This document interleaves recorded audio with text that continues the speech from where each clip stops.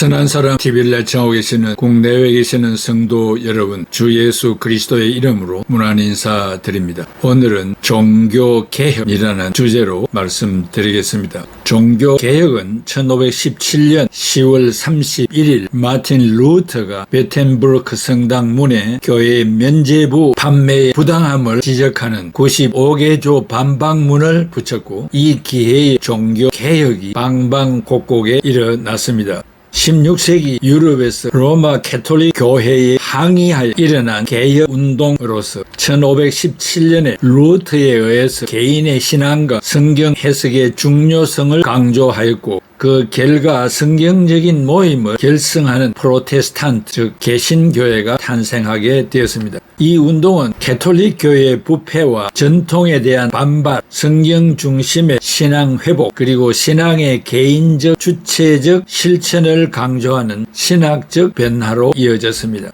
금년도는 508주년 기념 예배를 드리게 됩니다. 그 첫째, 종교개혁이 일어난 원인은 무엇인가? 그 적은 첫째로 중세기 말 천주교회는 여러가지 윤리 도덕적 문제가 사회적 이슈가 될 정도로 확산되었습니다. 그 이슈가 되는 문제는 성적인 부패입니다. 천주교회 내 성적인 부패는 매우 심각하여 고위 성직자들이 결혼을 못하게 되어 있는데, 결혼하여 자녀들에게 성직을 물려주는 일을 하였습니다. 디모데전서 3장 2절에 그러므로 감독은 책망할 것이 없으며 한 아내의 남편이 되며 나그네를 대접하며 가르치기를 잘하며, 디모데전서 3장 12절에 집사들은 한 아내의 남편이 되어 자녀와 자기 집을 잘 다스리는 자일지니, 디도스 1장 6절에 책망할 것이 없고 한 아내의 남편이며 방탕하다는 비난을 받거나 불순종하는 일이 없는 자라야 할지니라. 이상과 같은 성경의 말씀을 알면서도 천주교회는 성경에 반하는 성직자들의 독신 제도를 고착시켰음에도 불구하고 당시 천주교회 내의 성적인 부패는 매우 심각한 일이었습니다. 전설처럼 전해지는 이야기지만 고아원의 출발점이 수도원이었다고 전해지고 있습니다.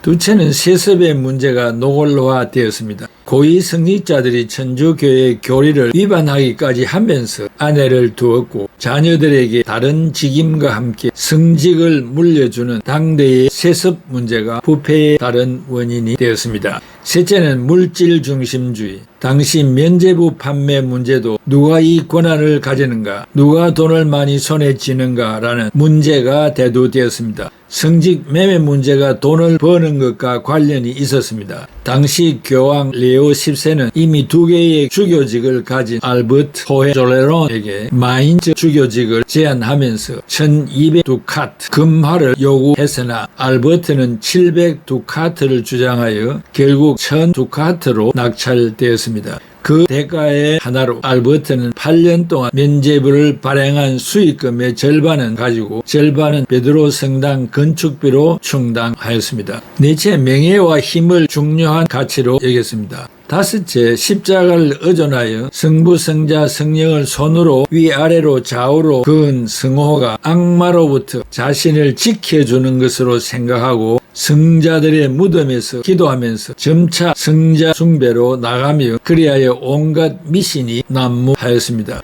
당시 부활절 어간에만 일반 민중들에게 공개되었던 많은 성자에 대한 숭배는 이런 미신을 조장하는 데 중요한 기회가 되었습니다.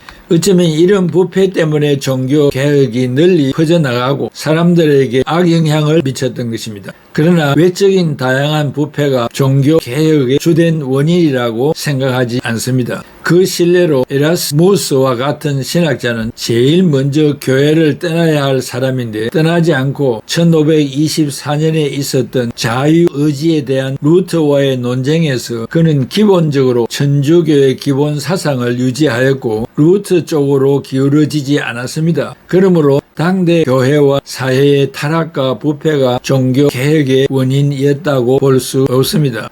둘째, 천주교의 교리 문제. 종교 개혁의 근본적인 이유에 대해서 주장하면 자신이 파형당할 줄 알면서 왜 개혁의 선봉에 섰을까? 그것은 결국 성경의 가르침에 비추어 볼 때 자기가 목회하는 유럽 교회의 성도들이 너무도 심각하게 교리에서 벗어나 있었음을 발견했기 때문에 죽음을 두려워하지 않고 목사들이 앞장선 것입니다.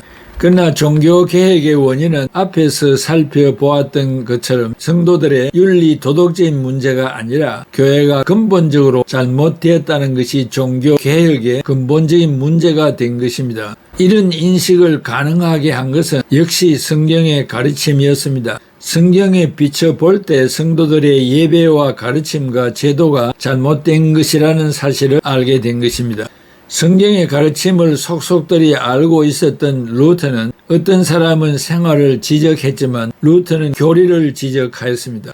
중세 로마 천주교회의 병폐가 문제시된 것이 아니라 천주교회가 성경이 가르치는 기독교에 대한 이해 자체에 문제가 있었던 것입니다. 당시 천주교회 내 주교들과 신학자들 가운데에는 성경이 말하는 참된 기독교가 존재하는 것을 거부한다고 말하였습니다. 바로 이것이 종교개혁의 근본적인 이유였다고 말해야 합니다. 바꿔 말하면 당시 교회가 성경이 말하는 교회가 아니었기 때문에 종교개혁이 일어난 것입니다. 실질적으로 교회에 모이는 성도들이 사람이기 때문에 예수님의 재림 때까지 부정과 부패가 있을 수 있습니다. 이러한 문제는 성경적으로 하나씩 고쳐 나가면 되는 것입니다. 이런 문제를 가지고 종교개혁이라는 거창한 말을 사용하는 것은 잘못된 언어 사용이라고 생각합니다. 중세기 말경에 종교개혁자 마틴 루터 역시 교회 안에서 수도 생활을 하였고 수도사가 되었고 신부가 되어 미사를 집례했던 교회가 교회라는 이름은 가졌으나 성경이 말하는 교회가 아닌 공동체가 된 이유는 무엇이었습니까? 루터와 여타 개혁적 신학자들은 중세 말기의 로마의 천주교회 안에는 성경이 가르치는 복음이 제대로 선포되지 못하였고 참된 복음은 왜곡되어 다른 복음이 선포되어 많은 성도를 잘못된 길로 인도하였기 때문에 참된 교회가 아니라고 한 것입니다. 지금도 성경이 가르치는 복음 외에 다른 복음이 선포되거나 복음을 왜곡하는 교회들은 성경이 말하는 참된 교회는 아닙니다. 갈라디아서 1장 7, 8절에 다른 복음은 없나니 다만 어떤 사람들이 너희를 교란하여 그리스도의 복음을 변하게 하려 함이라. 그러나 우리나 혹은 하늘로부터 온 천사라도 우리가 너희에게 전한 복음 외에 다른 복음을 전하면 저주를 받을지어다. 오늘의 천주교회도 잘못된 전통을 이어받아 왔는데 그 당시 루터나 켈빈이 비판하였던 것들 몇 가지를 지적해 보겠습니다. 첫째, 성경보다 전통을 더 강조하는 것. 전통을 무시할 수 없지만 신앙의 근본이 되는 성경이 지적을 하면 과감하게 교정해야 합니다. 그럼에도 불구하고 전통이라고 하여 고집을 부리는 것은 저주를 받을 일입니다. 둘째, 은혜와 믿음으로만 구원이 아닌 믿음과 은혜에 무엇인가를 더 보태어 인간의 선행, 공로, 이 선행이 있어야 구원을 얻는다는 행위 구원론을 주장하는 잘못된 일이었습니다. 셋째, 예수 그리스도의 십자가의 속죄 사건 후에는 피 없는 속죄의 형태로 다시 제시하는데 피 없는 제사가 지속적으로 있어야 된다고 하면서 미사를 드리는 일이었습니다. 넷째, 그 피 없는 제사를 집전하는 제사장이 있다는 것과 다섯째, 사제의 축복 기도 후에 성찬의 떡과 포도즙의 본질이 그리스도의 몸과 피의 본질로 변하는 하체설을 버리지 않고 시행하고 있으며 성찬 시 신도들에게 떡은 먹게 하지만 잔을 허락하지 않았습니다. 그 외에 다른 비성경적인 가르침들이 많았습니다. 마태복음 26장 27절에 또 잔을 가지사 감사 기도하시고 그들에게 주시며 이르시되 네가 이것을 마시라. 만일 이 시대에 루터와 칼뱅이 살아있다면 이런 교회가 있기 때문에 교회가 아니라고 하면서 종교 개혁이 필요하다고 할 것입니다. 다음과 같은 주장을 하면서 설교를 잘 하여도 이단의 불명예를 벗기는 어려울 것입니다. 그 하나는 성경이 66권으로 성문화되었는데도 계속해서 계시가 필요하다고 주장하는 것과 둘째, 예수 그리스도의 구속 사역이 없어도 구원받을 수 있는 가능성이 있다거나 개인적으로 예수 그리스도를 몰라도 이미 그리스도의 구속 사역 안에 내포되어 있다고 주장하는 것과 예수 그리스도의 구속 약속을 믿는 믿음과 선행이 함께 고려되어 칭의가 이루어지며 구원이 주어진다는 주장을 하는 것 등입니다. 그러므로 어느 시대든지 바른 복음이 선포되지 않는 공동체는 진정한 의미로 보아 교회가 아니고 종교 개혁의 대상이 되는 것입니다. 지금의 한국교회는 어떠합니까? 한국교회는 진정한 의미에서 교회의 사명을 감당하지 못하고 있으며 많은 문제점을 나타내고 있습니다. 참된 교회는 항상 하나님의 말씀에 비추어 자신을 회개하고 새롭게 하는 교회 공동체입니다. 그 갱신의 힘과 능력을 성령님이 공급해 주심으로 성령님의 인도를 따라 나아가야 합니다. 세습 문제, 재정의 투명성 문제, 성적인 타락 문제, 주변의 가난과 질병과 나태 문제, 철두철미 성경에 근거하지 않고 자신에게 유익만 있으면 따라가는 종교적 행위의 문제들입니다. 이 모든 일에 우리는 진정한 회개의 모습을 보여야 합니다. 눈에 나타나는 많은 문제점을 먼저 회개해야 합니다. 그러나 이런 문제만을 생각하는 것은 종교 개혁을 깊이 있게 생각하지 않는 것이 됩니다. 종교 개혁을 생각하면서 우리는 우리가 믿는 바가 성경적인가 그리고 교회 안의 모든 제도가 성경적인가에 신경을 써야 합니다. 그래서 우리가 믿고 있는 것 가운데 성경의 가르침에 비추어 틀린 것들, 우리의 예배 가운데 절정을 이루는 설교가 성경적인가, 우리 교회에 잘못된 제도들이 있으면 바로 고쳐야 합니다. 그것이 우리가 종교 개혁주의를 제대로 지키는 일이 될 것입니다. 사랑하는 애청자 여러분, 해마다 종교 개혁 주일이 닥쳐오고 있습니다. 그때마다 각 교회는 어떤 메시지를 전하고 있습니까? 또 성도들은 어떤 마음가짐을 다시 갖추게 됩니까? 오늘의 말씀을 몇 번 들으시고 이 시대에 우리가 갖추어야 할 성도로서의 바른 인격을 먼저 생각하고 또 위로 하나님을 향해서는 성경 66권이 우리에게 주어진 변함없는 하나님의 말씀이고 이것만이 진리라고 우리는 믿고 있습니다. 그러나 천주교는 73권입니다. 가경이 외경이 플러스가 되었습니다. 그러므로 우리는 천주교가 사용하고 있는 성경을 하나님의 말씀이라 그렇게 받아들이지를 않습니다.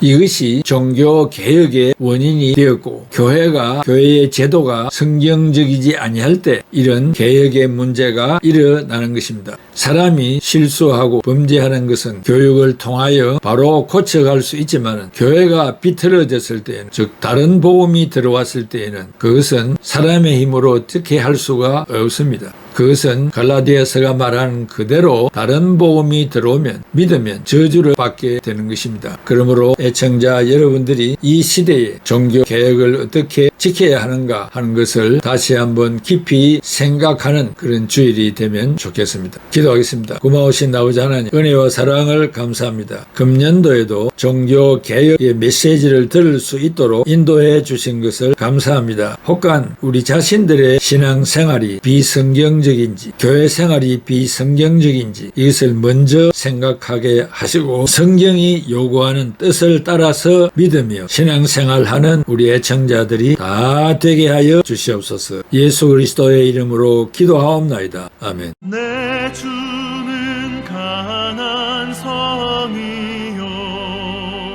방패와 병기 되시니 큰 환난에서 우리를 구하여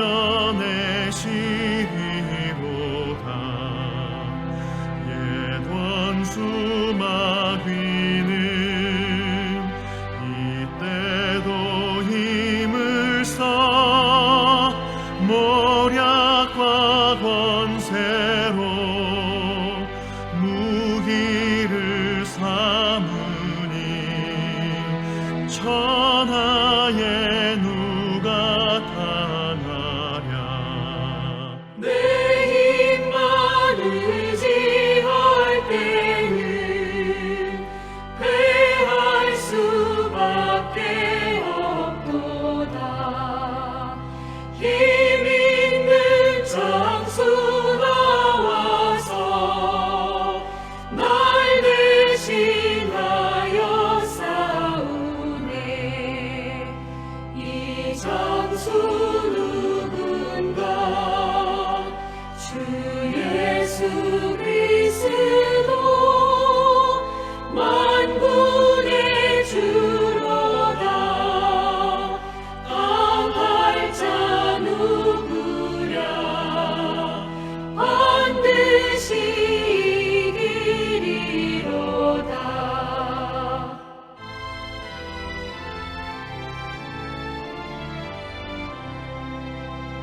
이